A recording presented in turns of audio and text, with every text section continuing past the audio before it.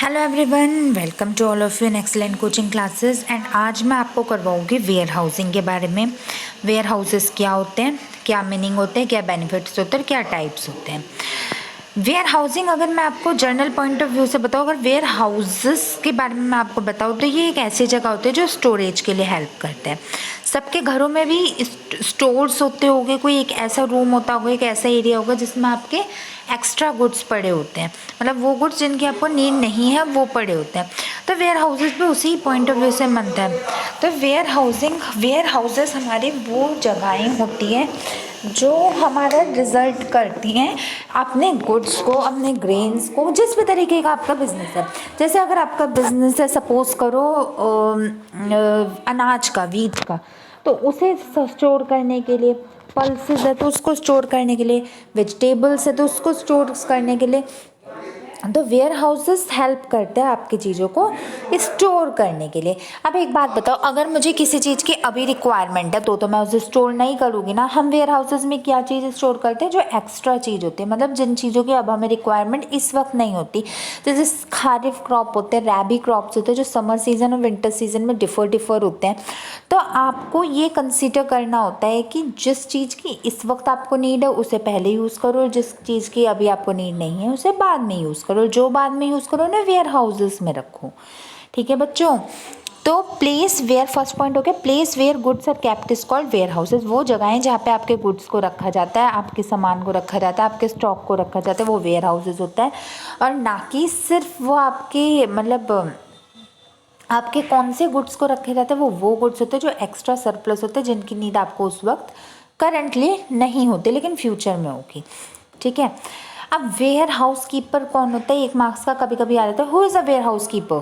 The person in charge of warehouse is called warehouse keeper. जैसे security guard मान लो, या in charge मान लो, या बॉडी गार्ड मान लो, बॉडी गार्ड नहीं, security guard he.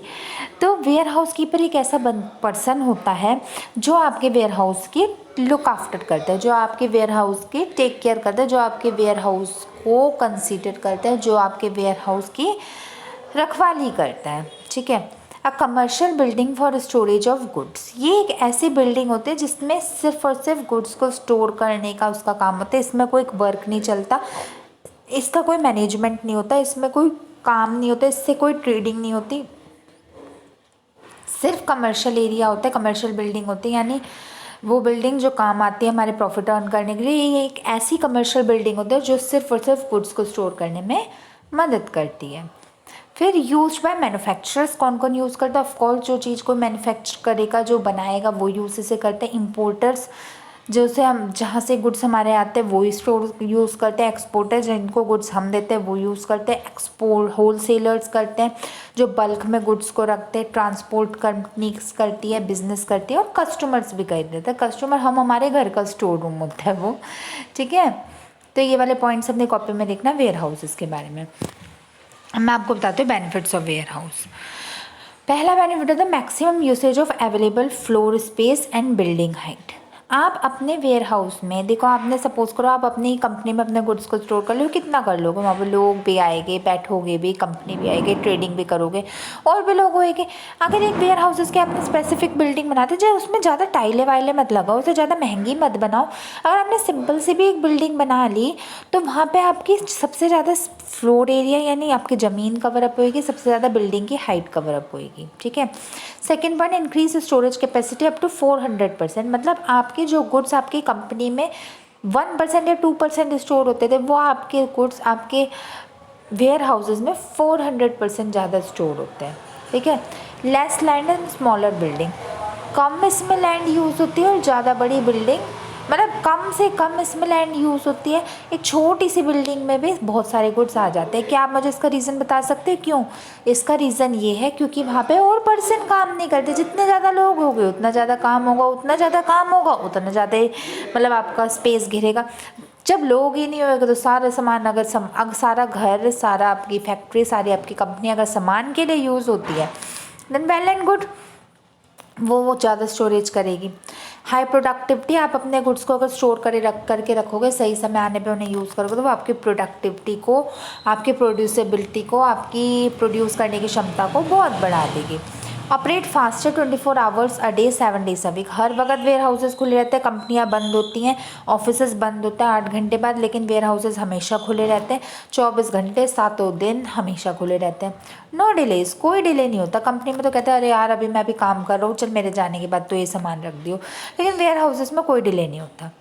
Next point, efficient flow of material. Material आता मतलब आगे का मटेरियल जो रॉ मटेरियल्स होता है वो आसानी से आता भी रहता है और जाता भी रहता है, कोई देर नहीं होती। Next point, provide better storage function. काफ़ी अच्छा स्टोरेज, अच्छा बल्क अमाउंट में इसमें स्टोर कर सकते हो अपने गुड्स को। Next, need for diverse operators is eliminated. मतलब वो ऑपरेटर्स जो आपकी कंपनी में, वो सहकर्मी जो आपको चाहिए होते थे वो इसमें एलिमिनेट हो जाते हैं, वो हट जाते हैं, क्योंकि हार्डली एक आधे वेयर हाउस कीपर से काम चल जाता है। Next, inventory accurately tracked at all stages. Inventory मतलब गुड्स स्टॉक, आपके स्टॉक्स की निगरानी हो सकती है हर वक्त, हर समय, हर क्षण। Next, ongoing operating cost are eliminated. मतलब सामान को लाना, ले जाना, अपनी कंपनी में रखना, इसकी कॉस्ट एलिमिनेट पूर्ण रूप से हो जाती है। ठीक है, तो ये तो इसके बेनिफिट्स थे। अब इसके 4 काइंड्स होते हैं वैसे तो, public warehouse, private, 3 kinds होते हैं, public warehouse, private warehouse और bonded warehouse. Public warehouse जैसे पब्लिक कंपनी होती है ऐसे ही गवर्नमेंट के द्वारा रन किए जाते हैं। प्राइवेट वेयर हाउस ये इजी है तो मैंने आपको अपनी स्लाइड्स में शो नहीं किया, मैंने इसे बॉन्डेड ही किया है। प्राइवेट वेयर हाउसेज वो वेयर हाउसेज होते हैं जो आपके प्राइवेट कंपनी, मतलब जैसे अगर मैं अपना एक कंपनी में वेयर हाउस खोलना चाहूँ तो मैं अपने आप खोल लूँ, तो वो एक private person, individual person hold out करता है। और बॉन्डेड वेयर हाउस होता है, वो बॉन्डेड वेयर हाउसेज यहाँ पे देखो इस बॉक्स में, बॉन्डेड वेयर हाउसेज पब्लिक और private warehouses that store products requiring the payment of a federal tax. इसमें चाहे पब्लिक भी हो सकता है चाहे प्राइवेट भी हो सकता है, बस इन्हें टैक्स दे दो, उन्हें उनसे मतलब है, इन्हें ये मतलब नहीं कि कौन इसे होल्ड आउट करे, बस इन्हें तो टैक्स दे दो, इनका काम खत्म। ठीक है, तो ये हमारे था वेयर हाउसेज के बारे में। होपफुली इसको आपको समझ आया होगा। चलो कोई डाउट हो तो मेरे से पूछ लेना।